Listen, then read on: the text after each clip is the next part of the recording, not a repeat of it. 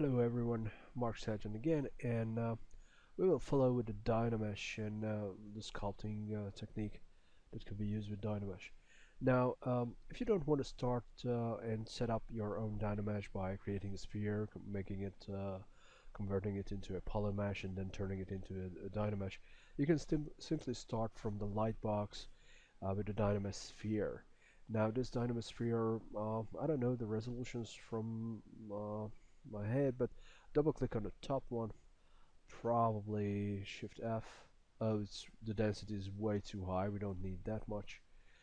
So let me check it first. Geometry and Dynamesh. Oh, Dynamesh, I told Dynamesh. And it's 128. Reduce it to the half, 64, and just remember changing the draw size and just tapping on a model, and then you can just control and drag and refresh it. And now this tiny movement, tiny change on your model is important, otherwise Dynamesh will not update, or if you have a pending mask, Dynamesh will not update as well.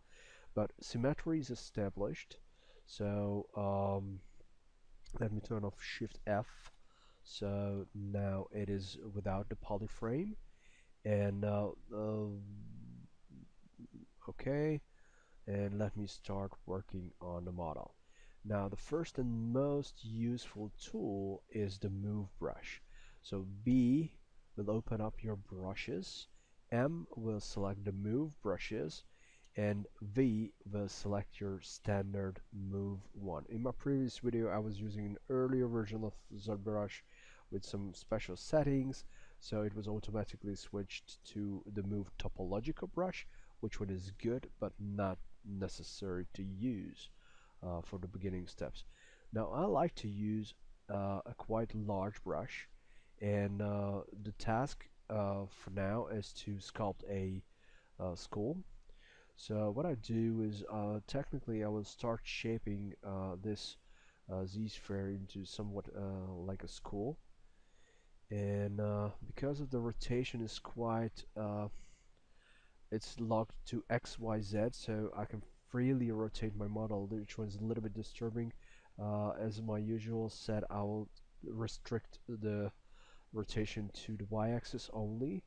And if you remember, I have a tendency to set the draw angle. So let me go to the draw, and angle of view is 50. I like it lower, so adjust as you wish, but it's a good idea if you just lower it down. Now I'm looking for a kind of a basic head shape. Changing the brush size. If I need smaller details, then I lower the size of the brush. If I need larger details, I increase the size. Of course we need a back, a volume. And now here comes an interesting part. So let me turn on the polyframe, Shift F. We have alternating functions for each brushes. The basic and default, if you're holding down the Shift key and start painting on a model, you can see it's smoothing you out. So let me look for a stressed area, and this is a quick way to smoothing your model, and just let me control and drag to update. Now this one is recalculated. Shift F, turning back off, and this is quite a long shape for skull, but this is good basic. Now how to move on? I will switch to a smaller size brush, and let me just create the sockets for the eyes, or at least kind of an indent. Now when you're using the move brush, it's quite hard to manage if you are on a surface. It's much easier if you are touching the surface from the side.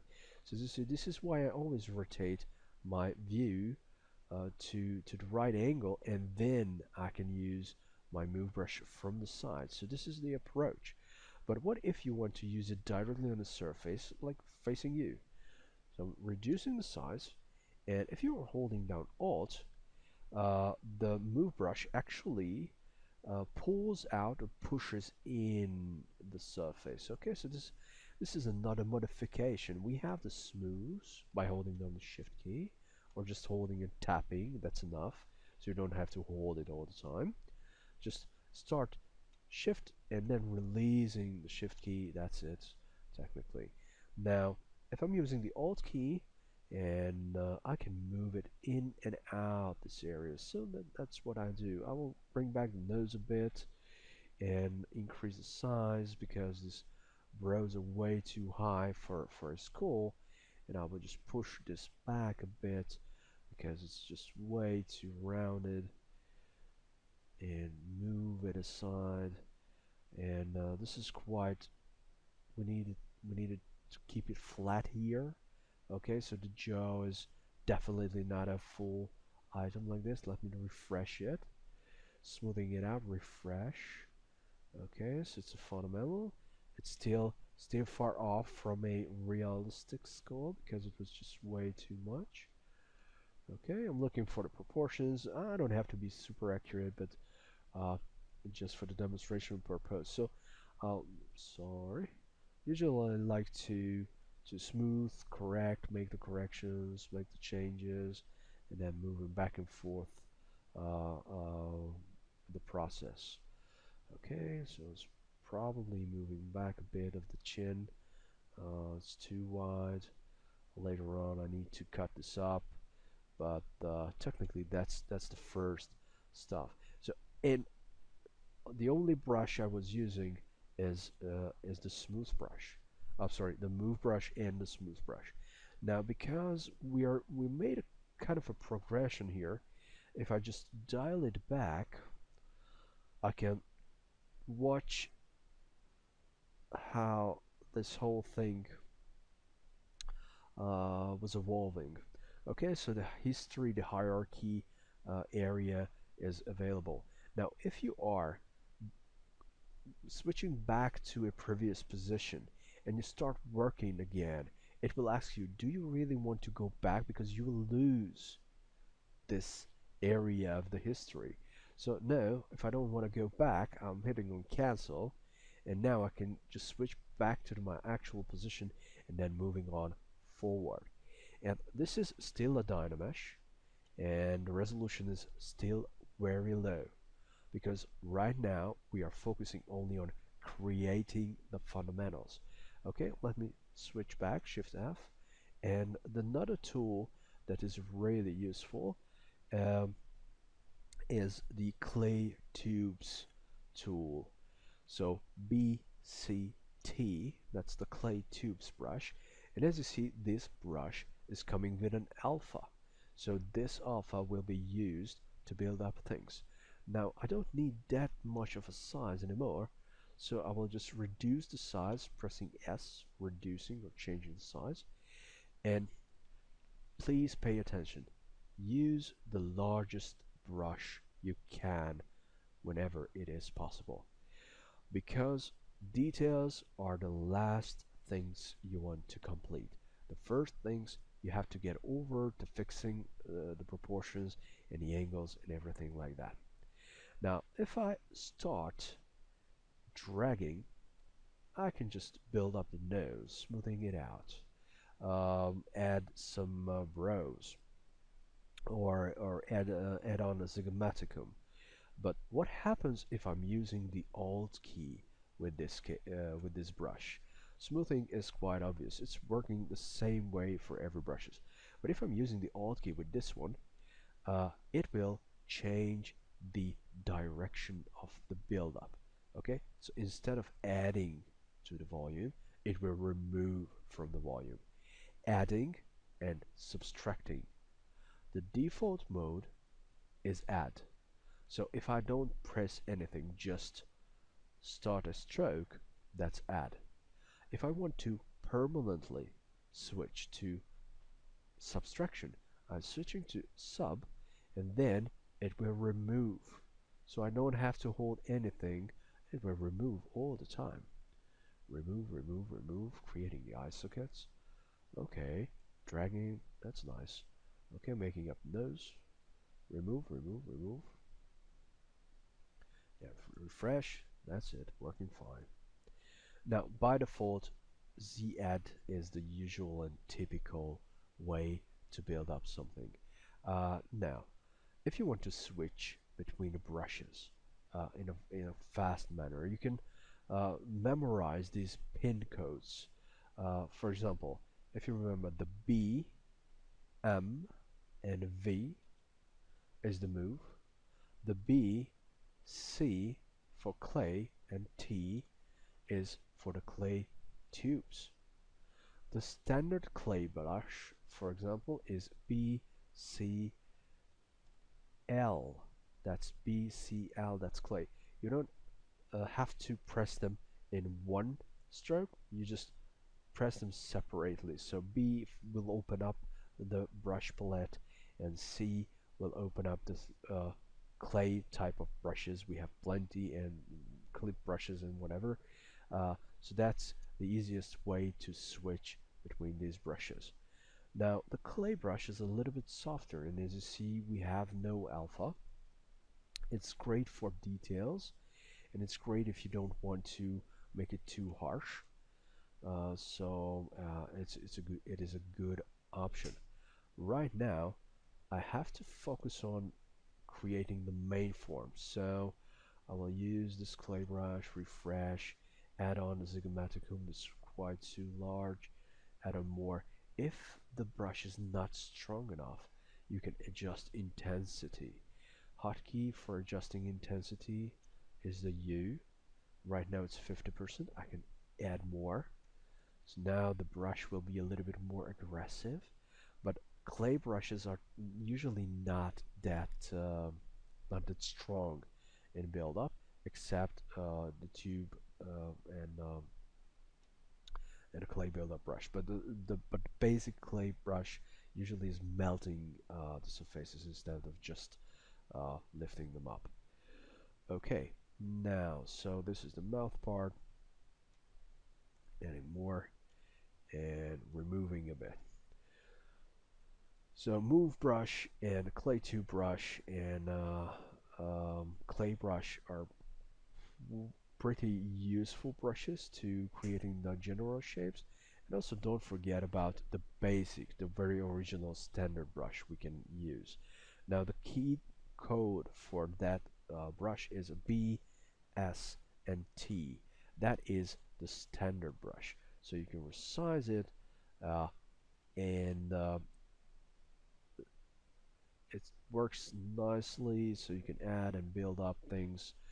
Then switching to move brush, change the size, adjust the Joe in this case. Also look at from the bottom. If it's not rounding, then you have to make the corrections. Okay, the zygomaticum was off.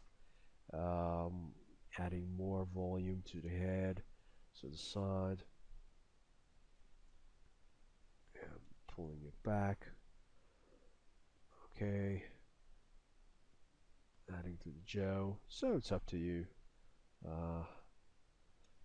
to modify your model. Okay, now what happens if you want to increase the resolution because you're out of details? You cannot really add more detail to this model. What to do then? You have to increase the Dynamesh resolution. But remember, when you are increasing the Dynamesh resolution, you have to make some changes. So this is the approach, activating the resolution. Now I'm using my number keyboard to type in the resolution, then just touching the model and control and drag and refreshing, and now it is much more dense. So if I'm turning on the Shift F, the polyframe, I see we have plenty new polygons generated, and this means I can add much more detail. So BCT is for clay brush, and I can add more here, add volume to the forehead a little bit, cranking this up, making it smaller, and using the Alt key to subtract material from this, because this nose is definitely deeper than this one. BMV move brush to change. Now if you don't like to use the hotkeys, but you still want to keep keep the work relatively at a fast pace, you can try to use this indicator. So whenever you press on this indicator, it will bring up your recently used tubes. So there's a clay buildup, clay tubes, smoothing brush, and standard. Now there's no point to switch to a smooth brush by default, because whenever you are pressing the shift key, it will switch to a smooth brush, but it is there, it is presented. So you can use these quick pick sources. If you're interested, you can try to look around between these standard brushes, but I will walk through many of these. So move is active, and just let me pull it back a bit. BST is the standard brush, so that's also working properly and increasing it here. The lazy mouse is active, so if I'm turning off the lazy mouse, it will be much stronger, so I have to dial back the intensity, and all just creating the hole and refreshing, and this way BMV to move it around and just adjust. Okay, now here's a little bit sad, so that's it. Another important tool that could be used, especially for drafting out ideas, for example the mouth part, is the standard brush. I'm sorry, a Damian standard brush. The code for that is BDS, Damian standard. It's DAM standard. It's a short version, but it's comes from the name Damian. And this was actually working like a knife, so you can carve into your model, emphasizing wrinkles, or just drafting out ideas. So okay, I want something here, this is my symmetry line, so it's good for making draft drawings, smoothing them out, or just simply adding various details. Another important brush that could be used in the early stages is the inflate brush. The code for that is BIN, inflate, and this works like an injection, so it inflates, so it pierces the model and pushes it from the inside out, so you can add more volume. Now it's kind of obese skull. Okay, it's going a little bit more funny than usually. Okay, and of course, don't forget we can refresh the model by Control and drag. BMV, let me switch it back and make it a bit more pathetic. So it's just a fun. Now this is a Dynamesh model. So the reason we are using Dynamesh models is because it's quite flexible, you can refresh it, and it's easy to create your basic shape. And once you're satisfied with your basic shapes, usually you are converting your model into a polygonal model. So Dynamesh is just a stage of modeling, it's not a final version, even if you increase the resolution quite high, because right now you cannot walk up and down in the resolutions. You have only the recent resolution that you are using, so there's nothing else. This is why you want to stay away from combining too many things into Dynamesh, because Dynamesh can erode the resolutions. If you're changing your mind and you want to lower the resolution, please prepare that you will lose information. Another thing, can you paint on a Dynamesh? So if I'm turning off Z-Add and turning on RGB, RGB is ready, and I'm switching to another color. And if I try to paint, just let me switch to a standard brush, VST, and RGB on, Z-Add off, and I will try to paint. Now I can paint, so because RGB is enabled, Z-Add is not, and I have a color that's activated, I can paint on my model, and you can zoom in, but look what happens if I update the model. The brush, the strokes will also change, okay? Because every time I do update my model, Dynamesh needs to recalculate the information, and that means the painting is reprojected, so it's reapplied. It tries to save your painting, but it is not the same. So it's good for drafting, but it will be a little bit inaccurate if you want to go just with this Dynamesh solution. And also it can increase time and increase the file size. Now, when you are working on this object, if you take a look at the subtool, you have this polysphere model, and this is just a single subtool. So if you want to add more, you can add more. You can create a whole figure like this. But I wanted to show you something here.